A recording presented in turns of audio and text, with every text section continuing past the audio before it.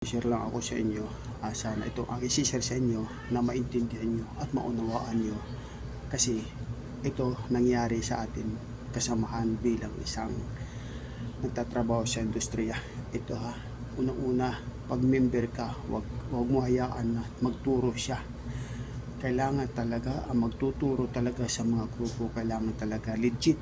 At una may mga basic dyan. May exercise yan, may konting street wallet yan, may konting konting exercise. Lahat ng bagay dapat ginagawa. At una bago tayo magsimula, kailangan nagdadasal tayo about doon sa ating mga ginagawa.